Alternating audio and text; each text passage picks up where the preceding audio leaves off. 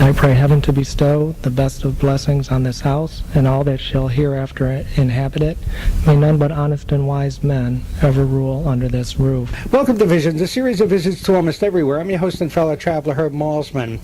This week on Visions, we're back in Washington, D.C. to continue our private tour of the White House. Our guides are White House Curator Betty Monkman and Secret Service Agent Jeff Bowman. Let's return now to Betty, Jeff, and the White House. Here we go. During our congressional guided tours in the morning, we encourage all of our tour officers to wrap the tour up with that prayer. It gives a deeper meaning to the whole experience here at the White House. So this is not an end today. This is sort of not a beginning, but we're kind of midpoint. But this is where the tour is finished up right here. Correct. I think it's well done. It's a nice way to go with it. Okay, so let's. I guess I'm just looking. Could I just say something too in regard to the Adams? Abigail Adams came a few weeks later, as Officer Bowman has said. But next year, in the year 2000, will be the 200th anniversary of them moving into the White House in November of the year 2000. So we're going to be having, the White House Historical Association is going to be having a symposium, and there are going to be many events here and around the country commemorating that event. Okay, so the year 2000 is coming up, and everybody is heck bent. I'm not going to say, because we're right here at the prayer, so I'm not going to say. I'm going to say heck bent to make 2000 the millennium, the beginning of the new millennium. The official White House millennium begins when the new millennium, 2001 or 2000, where do we stand on that? This would be the official version. I said, if the White House would only say, folks, 2001. I mean, what is the official stance on this? The White House Millennium Office, which is run by members of Mrs. Clinton's staff, have contacted the people at the Naval Observatory here, or the National Observatory here, and they do say that the millennium begins on January 1st, 2001. But there will be many activities here in the city of Washington on December 31st, 1999, to celebrate the turn of the calendar. The turn of the century, the completion of the... The century actually begins in also 2001. Yes. Right, so in other words, officially, 2000 is a wonderful number, and all the planets are going to be lined up, and there's a lot of great things happening, but 2001 is really the date. According to the atomic clock, correct? Yeah, that's official, folks, the atomic clock. But we are interested in the year 2000 because of the anniversary of the White House. Sure. Okay, so then it's the millennium sort of the White House, the 200th anniversary. Not millennium, would be the whatever. 200th anniversary. 200th anniversary, but the millennium is 2001. There you go. Okay, let's cut tape. Here we go. Just going back as we were leaving, Betty, you were saying? I just wanted to mention that the State Dining Room was refurbished by Mrs. Clinton and the Committee for the Preservation of the White House just last September.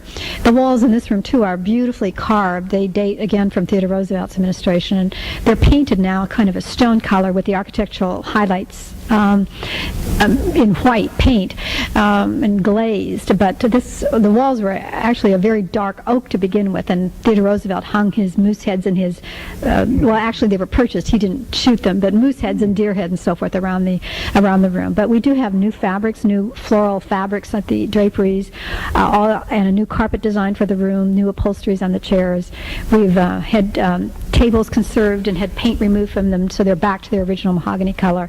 So the room is a fresh, new look for the new for the 200th anniversary next year. And we can't get a sandwich here on the way through, huh? No. In fact, the kitchens, I think, are probably exhausted right now from the dinners. It's the weekend. Okay, do we move along? Yes. Here we go. Let's move along. Cut tape. Take A. We're back on. Ready? We're standing here at the door to the State Dining Room leading into the Great Cross Hall, which is the sort of promenade corridor here at the White House. But there's most of these rooms are very ceremonial rooms where entertainment takes place. But there is one office that is on this floor, and that is the usher's office, the chief usher's office. And that's a very ancient a title that was used in English homes. But the chief usher is really the manager of the house, and they're the ones who coordinate all these activities, work with the family on anything they would like to have. He hires the chefs, the butlers, all the people, the carpenters, the electricians. We have about 90 people who take care of the house, and the chief usher is the manager. I see Ronald Reagan there. Correct. Ronald Reagan's portrait, where he is sitting out on the Truman balcony, I believe. And I'm actually going to let Betty describe that a little bit. This is actually the second portrait of President Reagan. that was painted. Another painting was done earlier, and it hung as the official portrait for a few years. And then President Reagan, I think, started to think about it and decided that he would prefer another painting. So this one by Raymond Kinsler now hangs as the official portrait. But it shows President Reagan seated, leaning against one of the columns on the portico, as Jeff said. President Reagan's a very difficult president to capture on canvas. He was very photogenic and very appealing in photographs, and I think sometimes paintings don't do him as much justice as photographs do. I think he looks a little bit there. He looks like he might around the mouth a little anger, he seems a little tense there around the mouth. He sat for this portrait after he left the presidency, not while he was president. Oh, so I see. There's a building named after him, Ronald Reagan, right near here somewhere. The National Trade Center, yes, which houses many government agencies down at 14th and Pennsylvania Avenue. Yeah, I was thinking, I was looking at the building. Here's a man who was an actor, and he was, he was okay as an actor. I mean, he wasn't celebrating and won Oscars. He didn't, and then he had Death Valley Days, he goes to GE Theater and all that. And he went through. But here he comes. He becomes president, and now airports and there's Mount Rushmore. There was a move to put him on Mount Rushmore for a while, but here he is. I mean, he's the man did some glorious things after GE Theater. Quite a career, yes, certainly. Quite a career. His name is throughout the and of course, state. I think he was an original. I might point out that I think in his early years he was a Democrat, and we have a wonderful portrait of Franklin Roosevelt here. He was a Democrat. In his younger years, before the presidency took such a toll on him. Mm-hmm. A young man, graying, but certainly not looking as he did near the end. Okay, so we're Lafayette. We are here. We're looking at. That's a plaster bust of Lafayette, who, of course, was one of Washington's assistants in the American Revolution. Lafayette, we were here. We are here. Okay, Lafayette, we are here. Okay, let's cut tape. Here we go. We're going downstairs now. And coming downstairs, we're going to be going to a couple of places, visiting a couple of spots that the regular tour doesn't touch on. So let's. I see Eisenhower. It looks like. Is that Eisenhower? And Churchill, yes. Eisenhower and Churchill. I was thinking Churchill, but yeah, sure, why not? We are standing in the ground floor corridor, which is directly below the state floor, and we do have two bronze busts of President Eisenhower and Winston Churchill, who was an honorary American citizen, and that bust was given by American friends of Winston Churchill. Wasn't his mother from Brooklyn, or? His mother was an American, yes. Brooklyn? Yes, perhaps. Yeah, I think Brooklyn. I'm from Brooklyn, there you go. I think maybe Jeff could say a little bit about this corridor. We are standing in the ground floor corridor, and this corridor is 168 feet long, connects the east wing of the White House to the west wing of the White House. It's also nicknamed the Hallway of the First Ladies because of the portraits that are on display here on the ground floor corridor. I see Rosalind Carter here. Right, Rosalind Carter. Our most recent portrait of our First Lady is a little bit further down the hallway, Mrs. Barbara Pierce Bush. Mm-hmm. And I believe we have Mrs. Ford off to our left. Okay, Mrs. Ford is here. The only non-elected president we had. President Ford, correct. And his portrait is upstairs outside the East Room. Right. Okay, because he still gets his portrait. So this is the corridor of First Ladies. The ground floor corridor, which, yes, is in which we hang many of the more contemporary First Lady portraits. This is a beautiful room we're coming into right now. Are we going in here? I see the presidential seal, the President of the United States, seal of the President of the United States. We're walking in. I'm coming in for. This is a. Here we go. Here we go. Jeff? This seal is actually the seal of the President of the United States prior to the ending of World War II, and the difference between this seal and the current seal is the eagle's head.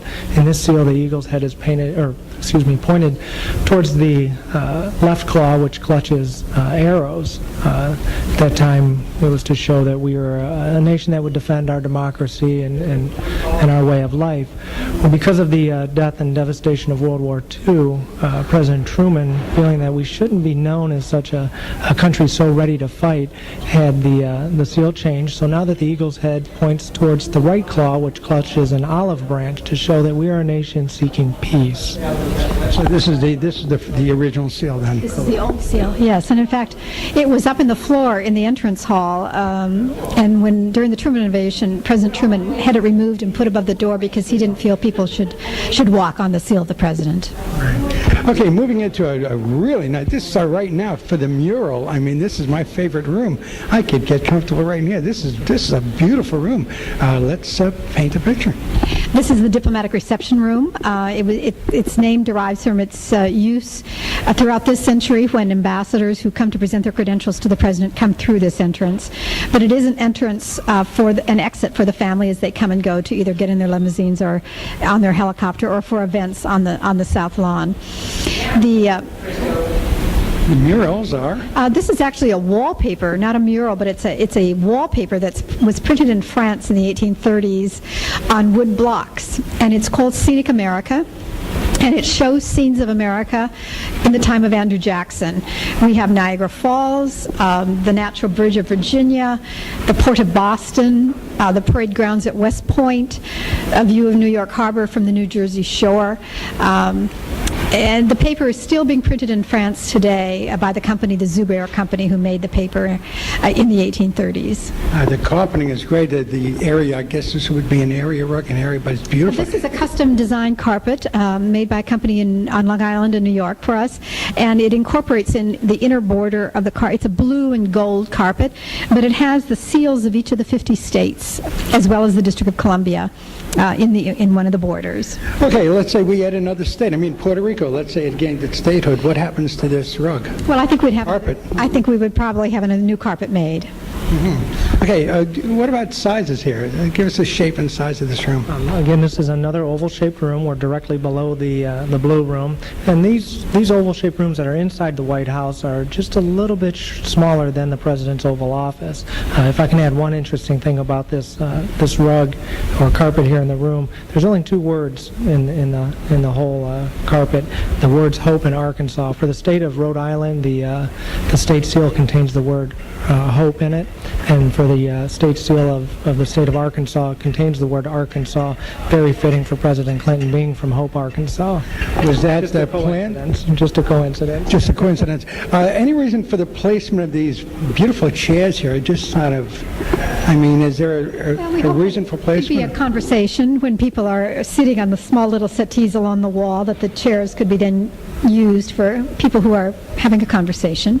And the same is true in front of the mantel. We have a group of 4 chairs that Mrs. Clinton and the President as well meet many people here, have their photographs taken with them. So this is where it happens. The heads of state, they sit here and they... Not necessarily heads of state as much as many Americans, actually, who come to meet particularly Mrs. Clinton and the President as well. They're right here. You know, right outside, even though since I'm not going to get to meet the President and Mrs. Clinton today, there's a gentleman with cameras. Your camera $4, his camera $6. He takes a picture with the President and the First Lady right there. I'm sure you see that out the gate. I think at the appointment gate. Correct. That's on the north side of the East Executive Avenue. There's a gentleman out there that has the cardboard cutouts of the President and First Lady. But as we look out the south door, we're looking out onto the south grounds, and that is the President's limo out there right now. He's getting ready to go somewhere. Can we get a close-up look or a closer look? No, we're not going to go outside, but just get an idea of what... We could get a little bit closer, but he's on a tight time schedule, so he'll be coming through in a minute. But through here? Through where? Probably through here, unless he leaves directly from the Oval. You said probably through here. Right. And correct. I'm sorry? Yeah, he's in the house, I know that. Yeah. If he's in the house, or if he's in his office, he might walk outdoors to go to his car. Right. Okay, so I see police coming out here, so I guess that's, yeah. And the color is sort of a gold. The upholstery is gold. It's a very beautiful gold silk. Yeah. Mm-hmm. Correct. And this is also the room where, through the years 1933 to 1945, Franklin Roosevelt conducted most of his famous fireside chats here in front of the fireplace. I see those police officers walking out. This is in. I mean, they'll be joining the motorcade wherever the president's going. We have a large contingency of Secret Service that travel with him. They look like they're ready for almost anything. I mean, it's almost nuclear what they're carrying in there. Yep, they're part of our counter-assault team, and they will react to any ground threat against the president. Right. So one of the several entities that travel wherever the president goes. The president's probably going to one of the local hotels to address a group or something like that today, which are rather frequent things. things that he does. Very exciting. Okay, so where are we going now? We're going to love this right here.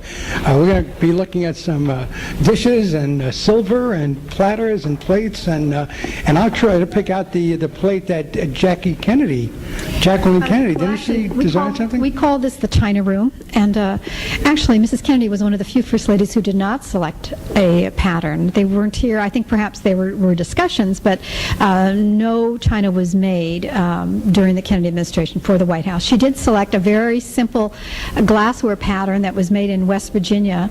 Very simple. It has no etchings or carving at all on it, but it's called the President's House, and it continues to be used here for official dinners. So I was seeing, it looks like probably for a 12, about 16 or 20 different types of plate, maybe more, different borders. There are eagles, and I'm looking at the eagles, and the eagles have the old seal. I mean, these plates have the old seal. The one that you're looking at right now was ordered by President Wilson during World War I, so that would have the old seal on it. But if you looked at the service ordered by President and Mrs. Reagan in the early 80s, there it it would is. have the new seal. Yeah, they have the seal there.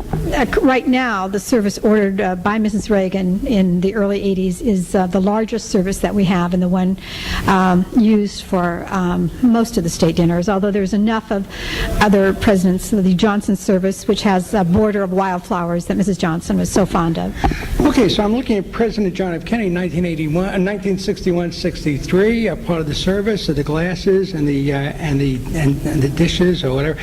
Do they get to pick something that they want? I mean, is it in stock and they say, okay, this is what I'll take, or do they? And in your case, you say she didn't create it. How do they? Is this? They go into a store and say, well, I like this one. Mrs. Kennedy, in selecting that glassware, wanted to, in the early 60s, support the West Virginia glass industry, and so she looked at some samples from factories in West Virginia and selected one that was made. Unfortunately, all those factories have now gone out of business, so they're not available. But the china is all custom made for the White House, custom designed and custom made. Mrs. Reagan, again, as Jeff said, in the Red Room, loved red, so she has a red and gold borders on her china. Mrs. Clinton has reordered some of the Wilson service, which is a beautiful cobalt blue and gold, and also some of the pieces from the FDR service, which is a cream-colored. And since World War I, all of the services have been made in New Jersey by the Lennox Company, with the exception of the Johnson service. So she came in and said, I like this right here, so I'm going to go with some of this. these early services, there weren't enough pieces that were either ordered or left because of breakage, so they couldn't serve a large dinner on what was now here from the time of World War I. So the company then made the service plates, the base plates, so that they could have enough to use for a large dinner. And what are we looking at? This is mostly a silver. We're away from the plates. Right. Much of the silver dates from, again, the early 19th century, from James Monroe and Andrew Jackson bought beautiful silver. And we try and show examples of all the various glass services, the Lincoln glass, the Harrison glass. They show different types and styles of glass. But one thing that all of the china, the official services have, as well as the glassware, is an eagle taken from either the Great Seal of the United States or the Presidential Seal.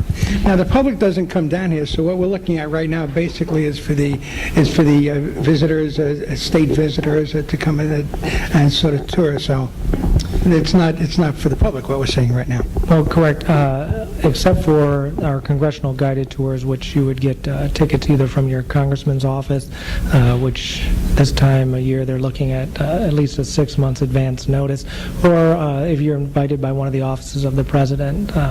If the First Family aren't going to use these rooms, which is mainly, really about half the time, we're able to open these up to the guided tours of the White House. Any particular reason why the general public doesn't come down here? I mean, what makes this off limits? Well, it's more of a logistical thing more than anything else. They come through the corridor here, but these rooms are very small, and there's, with the 4,000 to 6,000 people that we get each morning, it's just almost logistically impossible to get people in and out of these rooms, and that's really the reason. You had a year or so ago, maybe a couple of years ago, you had a guest guest come in, a lady who did some damage. Where did that happen, and what was the outcome there? That was up in the Blue Room. It was a woman at the end of Public Tours who pulled out a can of red spray paint and proceeded to spray the white marble busts of Columbus and Americus Vespucci and the wallpaper. But we were able to get very good conservators to clean them and repair them for us, and so you would not notice the damage at all today. So it was in the Blue Room is where it happened. It kind of occurred to me, here, we're looking at some wonderful things here. We have the Lincoln porcelain, service, and yes. would that be porcelain? Or It's all porcelain, yes, and the Lincoln service is known often as the Royal Purple Service. Mrs. Lincoln loved purple, both in clothes, and she upholstered furniture, and she selected the purple for her service. And really, the glassware too is some of the most elegant glassware made for a president. These, up until World War I, all these services were made abroad in France or in England, but the glassware was always made in the United States. But this room really shows the taste of the various presidents who lived here. We have pieces dating back to George Washington's time and then up to the present day. So in other words, the glassware we're looking at, Lincoln's glassware, they actually held this glass, this crystal. They actually used what we're looking at here. Correct, and then depending on the number of place settings that we have available of any particular set and how many guests are coming in for a social event, the President and the First Lady can realistically use any piece of china that they'd like to, or any set of china. Oh, so they can mix and match down here. I might say that because the public does not come into this room, we do lend many, many pieces from these services to the Smithsonian Institution where they are available for the public to see. And whenever a new service now is made for the White House, we make a place setting for the Smithsonian for every new service that's made. Archie Bunker's chair is there. Lincoln's glassware should be there. Was Rutherford B. Hayes a hunter? He wasn't a hunter, but an artist convinced Lucy Hayes, Mrs. Hayes, that if the service had to be made in France, at least they could put American plants and animals on the service. So we have the duck on the game. We have a wonderful turkey platter. We have oyster plates. We have the okra in a soup dish. The little ice cream platter has a form of a snowshoe on it. So every piece in the service, and we have over 500 pieces of this service still here in the White House, has a different design on it. It's unique. The form of this, would you say, is a turkey platter here?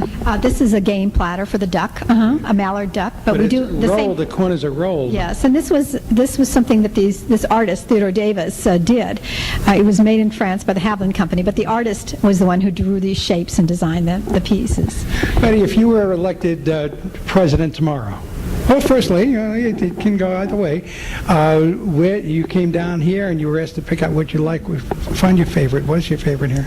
Well, I am very fond of the service that President and Mrs. Polk ordered, which particularly many of these services had a dinner service and a dessert service, and the Polk dessert service has an apple green border, and then in the center of each plate are wonderful hand-painted images of American flowers, the daffodils, the roses, the peonies, and so forth.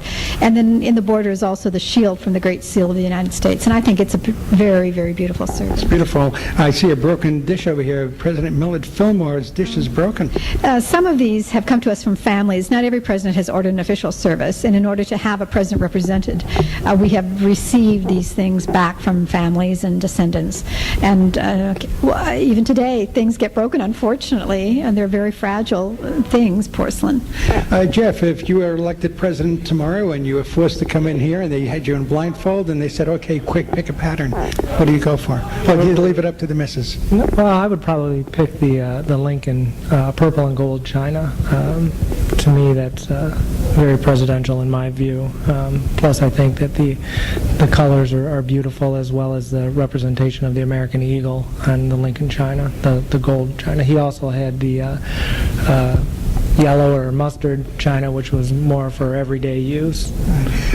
Point, and he was a wartime president, Civil War.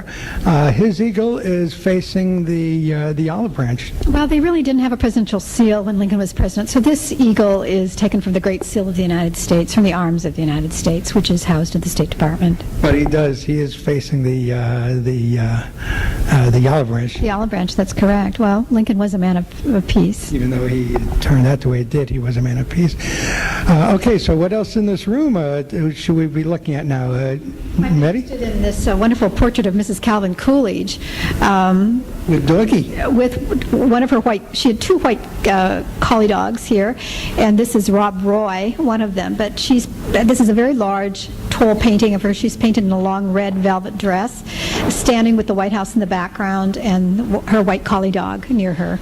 And what about these chairs, the significance of these chairs These here? chairs are very important. We don't have many things associated with George Washington, but these two chairs, they're made in the 18th century. They're side chairs, and they were actually in President Washington's home in New York when he was president. So they are very important in terms of their use by Washington in another president's house. Secret Service, do anybody ever sit down on these things? I mean, what happens if somebody sits in one of these? Not in these two chairs. The what? Not in these two chairs. These chairs are not to be, no Most of seating. the other furniture is used, but these two chairs in particular, we try to keep everybody off of them. What is the one thing people want to do when they? What is the most popular site when tourists come in? What do people want to see the most? Probably the Lincoln bedroom, which unfortunately they don't get a chance to see. But more guests are interested in either the East Room or the State Dining Room, probably because they've seen that on television more than anything. The movie The American President really highlighted state dinners here at the White House, and I think we probably get more viewers on C-SPAN now when we have state dinners. Can we get into the Lincoln bedroom, please? It's on the family floor, and unfortunately, we cannot go up there today. I can come back tomorrow. On a little secret, in the Secret Service, we only go up there on a need-be basis. So it's a private area for them to relax and be themselves. Is there a corridor down below for golf carts to come through, and is that happening here? That's I know the Capitol has that. We Does the Capitol don't have subways or underground tunnels between the buildings, no. No secret passages from way back when, 200 years ago? No secret passages? Even the president has to walk outdoors along a colonnade to go to the West Wing to his office, so there are no, and most of his staff is in the executive office building next to that, and everyone has to walk outdoors to get to those spaces. Okay, so let's move along. And what is the name of this room, you said? It's the China Room, or as the movie The American President said, the Dish Room. Dish room, where all the dish are right here. Okay, so let's move along. You listen to Divisions, a series of visits to almost everywhere. You know by now we're at the White House, Washington, D.C., April 26, 1999. If your computer didn't work today, blame it on the 13th anniversary of Chernobyl, and I hope they catch every time they catch somebody giving out a virus, they're going to give them 40, 50 years, but people continue doing it. I think we have secure computers here in the White House. We're not too concerned about that. Are you Y2K adapted now? Yes, we are, and we also are protected from the internet. Really, we have a select few computers that are able to download anything off the internet. Most of ours are in-house computers. Can I email you from home? I don't know that you can do that. You can email certain offices in the White House, like the White House Visitor's Office. I think you can email. There is an email address for the president to get correspondence and so forth through the email, and Mrs. Clinton as well. But many other offices do not have email from outdoor, internally email, but not out of the complex. We are in what room now? Very homey in here. Lots of books, and are they? I wonder if they're all read, or where are we now? This is the White House Library, and when the home first opened in 1800, again, this was the basement level, which was an unfinished level, and it was very cold, very damp down here. And back then, the rooms had number designations, and this room was numbered room 17, and it was used as a laundry room all the way up until about 1902, when Theodore Roosevelt converted it into a gentleman's smoking room or parlor. And then in 1937, his cousin Franklin Roosevelt converted it into the White House Library. Still used as a library, over 2,700 volumes of American literature that are cataloged and maintained by the Library of Congress. Many presidents since Franklin Roosevelt have come down here and read. I know personally during the Persian Gulf War, President Bush was down here just about every night selecting books and reading just to occupy his time. President Clinton, big reader, would have either come down and select books or have books taken up to the resident. Chelsea, when she was here before going away to college, always down here reading. Where would they read here? Oh, well, I see the settee. Is that a couch or a There's chair? a desk that they can sit at and read, but also they can take books up to the private quarters. Many of these books are biographies of the presidents, histories of the United States. So I think, from what Jeff was saying, there are books in here that would be of inspiration, shall we say, to many of the residents here, but also good reference books as well. The speechwriters use many of these books. And as he said, President Clinton and Mrs. Clinton both are avid readers, and there are many, many books that belong to them personally up in their private quarters as well. Do they take them home with them, or do they leave them for the next administration? Most of the books upstairs in their private quarters are those that they brought with them or have been given to them while they're here. So those will all leave at the end of administration. These will remain for the next administration. You said George Bush would come down here and read to just get away from it all. His eye of the storm would be in this room, I guess. They just kind of take his mind off things. This is the first room I've seen that has a dark appearance to it. It's not as bright, and I know it's downstairs and all that, but it's sort of, there's a gray. Whoop! It just got darker. The walls are, oh, there you go. It's brighter now, but it's still a darker feel to the room. Well, in the basement or the ground floor, our ceilings are much lower too, and so the rooms, and they're down on ground floor level, so they don't get the wonderful light that the rooms up on the and the ceilings. And then neither the ceilings nor the windows are as high as those rooms on the state floor, which give that wonderful light. And I see a lot of the portraits down here, Native Americans, different. One looks like a chief, at least. They were chiefs of their nations. They're primarily from the West and the Midwest, but these particular chiefs actually came here to Washington and were received by President Monroe in 1817. And each of them is wearing a peace medal with the image of Monroe that they represented at that time. And there's a wonderful account of their visit and the exchange of gifts and so forth with President Monroe.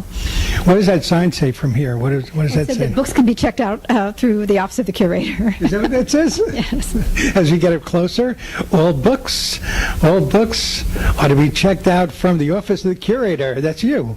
Correct. After 6 p.m., please contact Usher's office. Who is that for? I mean, that's certainly not Mr. Clinton or Ms. Well, we Clinton. like to know that people take books out because it is a library that's cataloged, like any library, organized. We're going to put all of this on computer soon and have a nice computerized index to all these books. There is a card catalog in the window, so people can look for specific books. Or as if Ms. Clinton comes down here this evening, she wants a book, she signs it out. Well, she lets us know, or lets the usher's office know that she's taken it. Yeah, see, there's something, folks, that nobody else knows, and we give you a little insight into this thing. Okay, and some of the books, I'm just looking at the Crowded Years and Robert Dale Owen, a biography, and what else? Well, the wonderful Dumas Malone.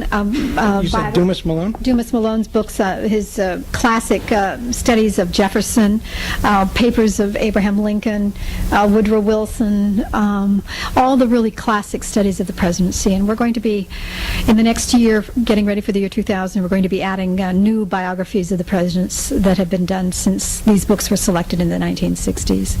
Sure. What's your favorite down here? Let's go back to favorites for a moment. If you had to select a book right now, what would you kick off your shoes and get down on that couch and hang out and read? Well, I've never really taken the time to view the names of the books, but pretty much anything, biographies about either Abraham Lincoln or Franklin Roosevelt, two presidents that I personally admire. And you, Betty, what would you opt for if you were in this room right now and wanted to check out a book for the evening? Actually, I'm doing a book on the White House collection right now, and I've been using this library a lot because of the various biographies of the president. So I'm not sure I have a specific. I have borrowed a lot of these books and have used them as resources. You're here about 32 years now, as a matter of fact. You said through Johnson?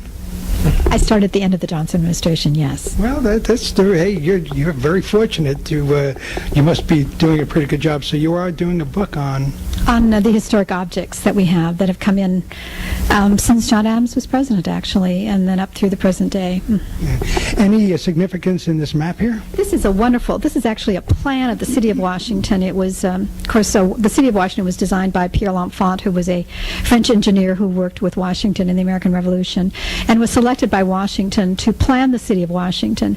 And this is a plan for what the city would look like in the year 1800 when the government moved from Philadelphia. 20 years ago.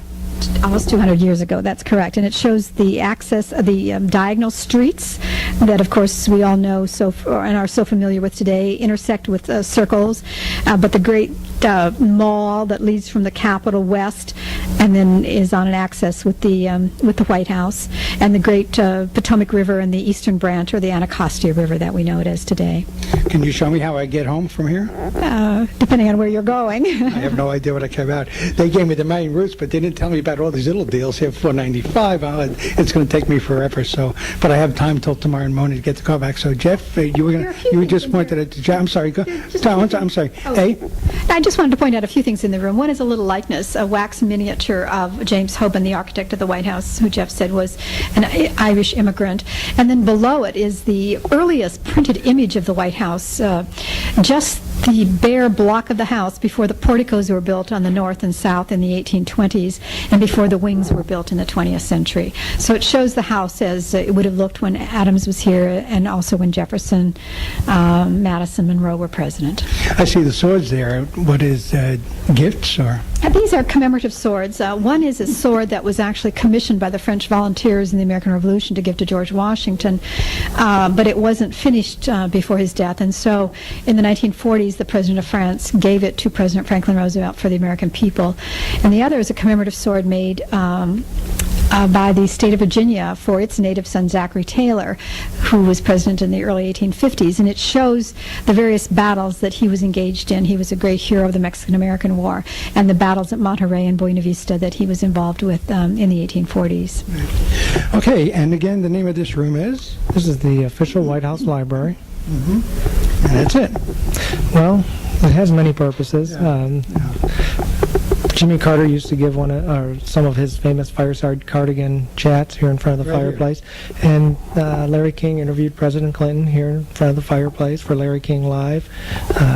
This is Duncan Fife furniture. I'd like to point out this chandelier. It's a beautiful chandelier made of painted wood and cut glass. Originally 4 candles. It's been converted to electricity, and once belonged to the family of James Fenimore Cooper, who was the first American author to gain international notoriety. Again, coming back to the darkness, the colors are darker than I see in it. The fireplace is a dark wood rather than a white marble. So there's a dark. Is it for feel? I mean, there you see what I mean about the darkness in the room? Perhaps it's for a reading room, it's a little more cozy, shall we say, as cozy as White House rooms can be. Right. And I think the books with their lend a little bit of a dark color as well to the room. But I think it's one of the warmest rooms in the house. Do you get to speak to the first ladies? I mean, you've been with a lot of first ladies coming, or a few of them anyway. Do you get to speak to them? Do they talk about their personal feelings for the building, for their home? Are they homesick? Do they come around and say, well, it's kind of, what are the ups and downs for the, any ups and downs here? I think the first ladies or presidents can speak to that. I think each family does make this house a home. I don't think anybody quite knows what to expect when they move in here. And I think certainly the lack of privacy, I would think, would be a major something that they would have to deal with when they come to the office. But I think that they grow to love the house. I've heard Mrs. Clinton many times give interviews and speak to groups about the house and what it has meant to her and the many objects. She's been very active in the Committee for the Preservation of the White House and feels a real responsibility for what she does as First Lady here in the House. Right. Security in the building. You have 4,000 to 6,000 people coming in a day into this building. Of course, we had the unfortunate woman that you had in the blue room. What about security overall, without giving away any secrets, or what? You have a lot of people coming through here. Well, at any given time, 24 hours a day here at the White House, you can expect that there's between 200 and 225 Secret Service running around. Mm-hmm. Unfortunately, we do have accidents that happen, but that's why we're here. We try to contain anything to contain it to the smallest damage. That if it happens to be some sort of vandalism, contain it to the smallest amount of damage possible. Sure. We're going to say, I'm sorry. No, I was just going to say that all visitors need to go through a special security building here on the grounds before they enter on their tours and have their bags inspected and so forth. Not only visitors on our tours, but also guests that come for receptions and so forth. We're looking at Mrs. Bush here, Barbara Bush, right here. And two things I want to look at as we go through it. Some great sculpture there. Can we take a look at that? Yes, and I might just point out Mrs. Bush's portrait, which is the most recent portrait of a First Lady that we have. And you can, she's seated in a chair with a little portrait nearby framed of her dog Millie.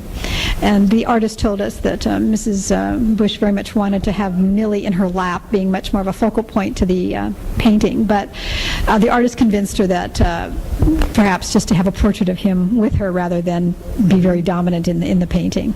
Oh, I see. Oh, I'm just a little portrait of the that little Millie, picture of her dog Millie. And Socks is the cat here. Is Socks around anywhere? Socks is always here, yes. I don't know where he is at the moment, or she. I can't remember if it's a he or she. I can never get that straight. So Socks is not necessary. Murphy Brown didn't wind up with in the back. What about Murphy Brown? Let's get this. Murphy Brown. You don't want to get into Murphy Brown's case. That's been a long time ago, I think. Okay, I know that she made. Okay, now these are the boys are out heading for town. They got paid on the cattle drive, and this is a beautiful sculpture of four Western types shooting off their guns. And where are they heading for? Heading for Dodge City for the weekend with their $1.50. It's entitled Coming Through the Rye by Frederick Remington, one of a few of the Remington works that we have here at the White House. Very beautiful bronze. On horseback? Correct. And then to the right we have Meet for the Wild Men by Russell, and another beautiful bronze sculpture. The title again is? Meet for the Wild Men. Describe that. Now they're crossbow and they're Indian. They're not crossbow but bow and arrow. And they are doing what? Shows American Indians and a herd of buffalo, and it looks like they're attempting to slay them, so they will have their dinner. Would that be considered today politically incorrect, or if somebody did that today? I'm not sure if buffalo are wild men protected, but it was the sign of the times. It was a needed process, and. But I think that we have had questions about that title, but we have kept it because that was the way the artist of the sculpture entitled it, and so that's the reason it remains. Yeah, Meet for Wild Men. There you go. Okay, so sorry, I said I wasn't going to go political, but we had to. It reflects, I think, an attitude of a particular time. Right. Yeah. Okay. Well, no, you didn't create it, so don't worry about it. Okay, where are we now, and what are we doing? I see some more dishware over there, more china. Well, because the China Room is not open to the public, we have put a large piece of furniture here which shows a few of the services so that the public will have an opportunity while they're here to see some of the presidential China services. Just to make a point, we were talking again about this sculpture. It really you can't take it out. This is part of the history of this home. This sculpture is part of this. Is a gift. Everything you've seen today and that we've talked about in any of these rooms are all part of the permanent collection of the White House, and they belong to the American public and to the American people, and will stay here, administration through administration. Right. And people still are very generous to give us historic objects or important paintings, and they remain the property of the U.S. government. It's our history.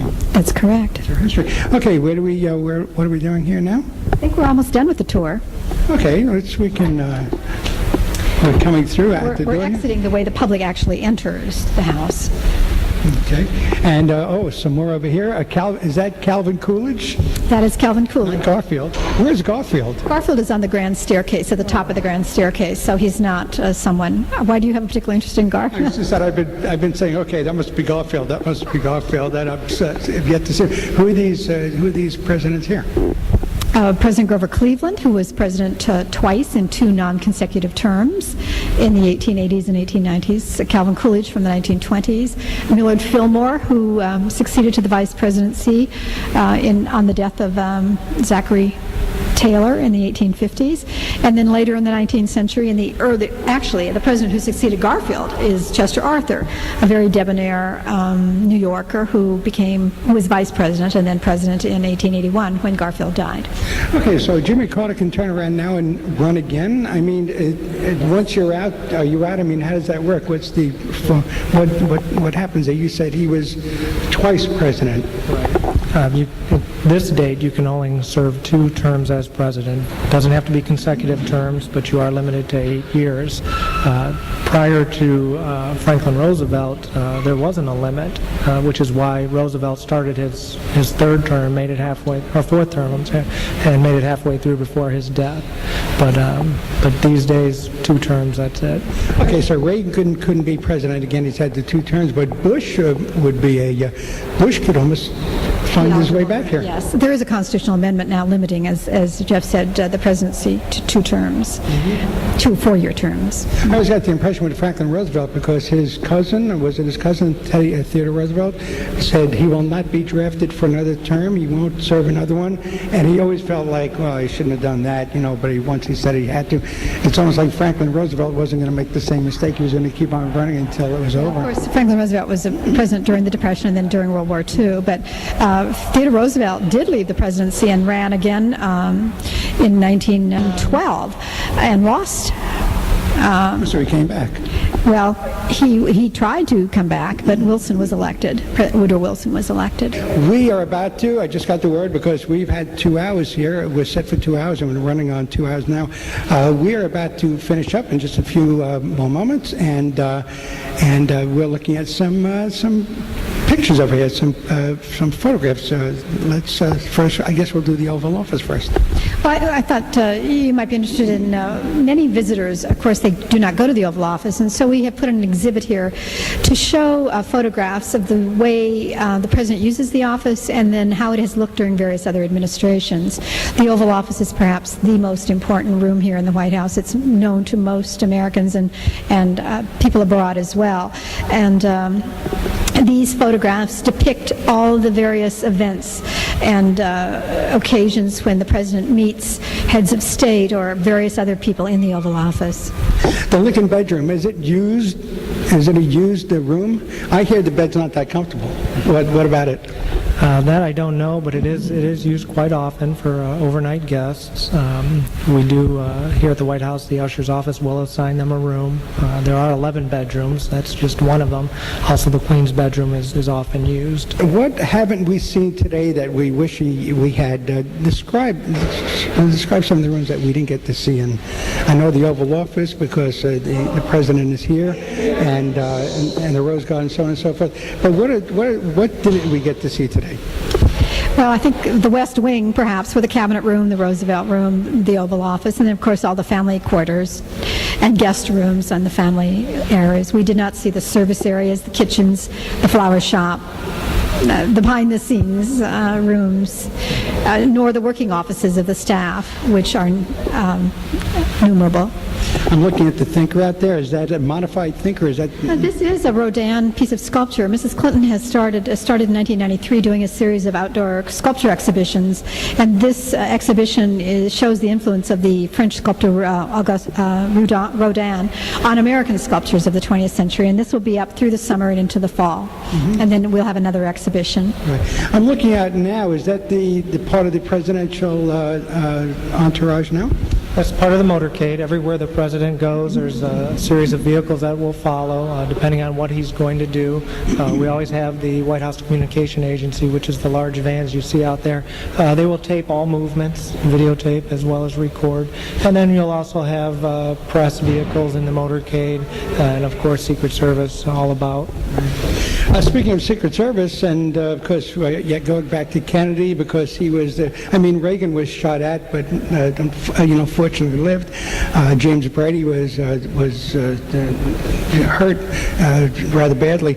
But what did we learn? Do you learn each time something like that happens, or what do you learn by it when things go wrong? Well, I'm not the official spokesperson for the Secret Service, but everything is a learning experience.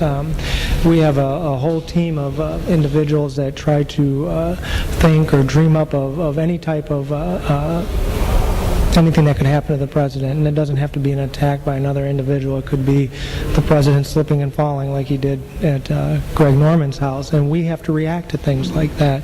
So for everything that we think of, unfortunately, there's somebody else coming up with a new idea. So we do our best to prepare for that. Sure.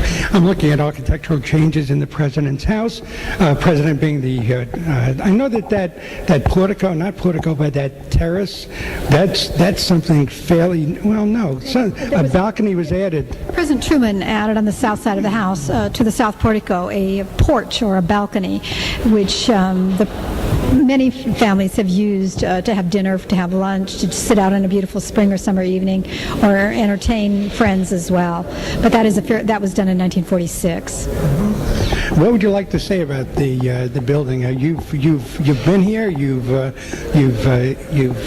not lived in here, as you said. But what are your feelings about the building and coming to work? I mean, you get up and you head out to work.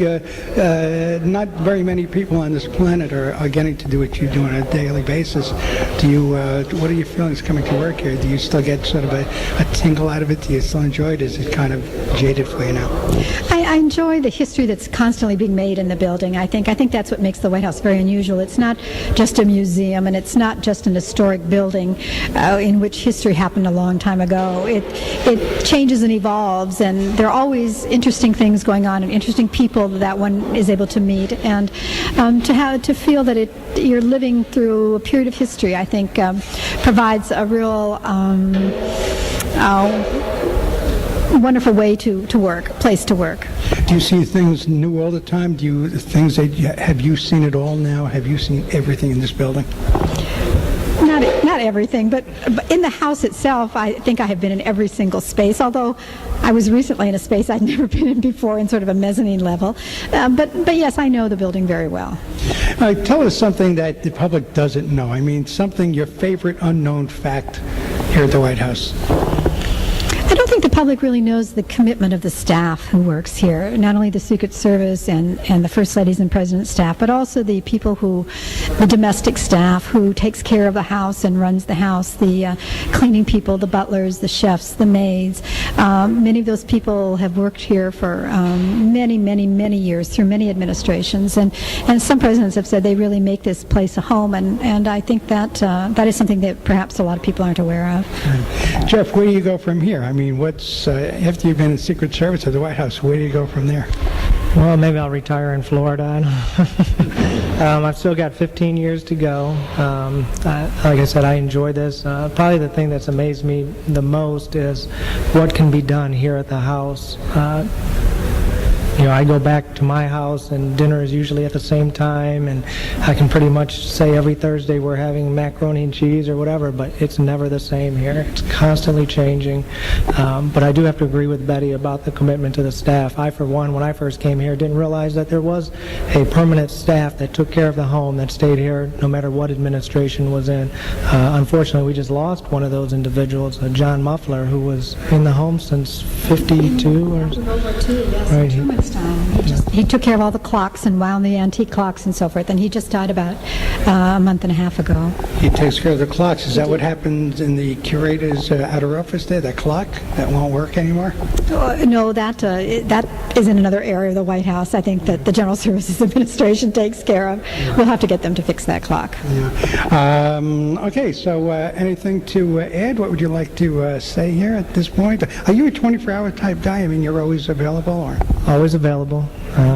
Normal work week is 6 days a week, 14 to 18 hours a day. I was here all weekend with the NATO events going on, so I think that's why it's gone by so fast. I think Betty is getting a little. I see you flexing there. Your time to sit down.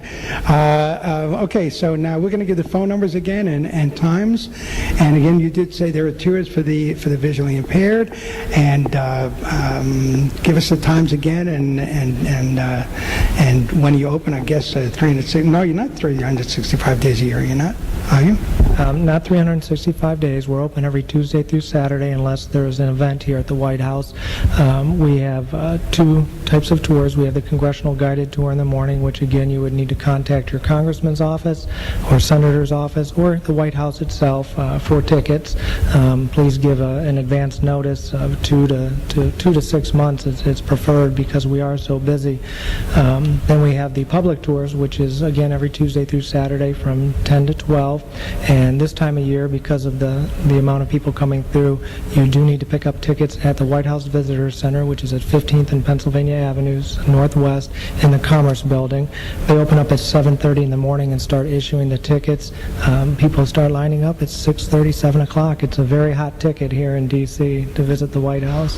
When George Bush was coming, I'm sorry, Ben. No, I just want to say those are free tickets. They're free tickets, but they're timed for a specific time of the morning to come to kind of regulate the tours a little bit more. But there is no charge for those tickets. When George Bush decided when he first came in to open up the house for everybody, come on in and visit. You know, what sort of a nightmare was that? Was there a nightmare when he said that? President Clinton, you mean? I'm sorry, no, President Bush, when he first came in, he wanted to open the White House and just have everybody come in. It was right after Inauguration Day. That was President Clinton. That was President Clinton, and they did have President Mrs. Clinton and Vice President Mrs. Gore did receive thousands of people the day after the inauguration. George Bush did also. Time goes by. I just don't recall that at the moment. Is that sort of a nightmare security-wise when that happens, or? No, all the guests will go through our metal detectors, and all the bags get x-rayed, same as at the airport. Just the same as an event that we have. If you came here for a state dinner, you would go through the same process. That day in particular, we did have thousands of guests come and meet the President, the First Lady, the Vice President, and Mrs. Gore. In addition to the public tours, we also offer twice a year, one weekend in the spring and one weekend in the fall, the garden tours, where we actually let the guests go out onto the grounds, view the Jacqueline Kennedy Garden, the South Grounds, the Children's Garden, as well as the walking through the Rose Garden. And we also have the annual Easter egg roll, which is very popular, that we just had a couple Mondays ago. Christmas tours. Every evening during the month of December, we have various groups that come in for tours as well. It's a very popular tour. The house is decorated for the holiday season in just beautiful manner. I think last year we had 36 trees alone inside the mansion. What about the phone number? Who's going to handle the phone number right now? The White House switchboard is area code 202-456-1414. The visitor's office for group tours or family tours would be area code 202-456-2322. Anything to close with? No, we just would welcome visitors and hope they've enjoyed the tour today. Okay. Give us that White House prayer. One more. Who did it the last time? You both did. You know it offhand by heart? It actually, I don't particularly call it a prayer, but it is a statement, an inspired statement that John Adams wrote when he first came here. His wife, as Jeff said, did not live in the White House. She didn't come for 2 weeks later. So he wrote her with his hopes and inspirations for what would be, what kind of people would live here in the house and what kind of presidents we would have. And how did it go? I pray heaven to bestow the best of blessings on this house and all that shall hereafter inhabit it. May none but honest and wise men ever rule under this roof. Thank you, Jeff Bowman. Welcome. Thank you. Thank you, Betty Monkman. You're welcome. Enjoyed having you. Thank you. Before closing this edition of Visions, I want to thank Ann McCoy of the White House for her help at the beginning of my quest to visit the White House. And I also want to thank once again Sharon Solomon, Director of the Equal Employment Opportunity Department, for her invaluable assistance in setting up this tour. And of course, I want to thank you, Shirley. I also want to thank the legal departments of the White House for helping expedite the arrangements in setting up the tour. And of course, I want to thank you for tuning in today. Until next time for Visions, a series of visits to almost everywhere, I'm your host and fellow traveler, Herb Malsman. Thanks for tuning in. Goodbye.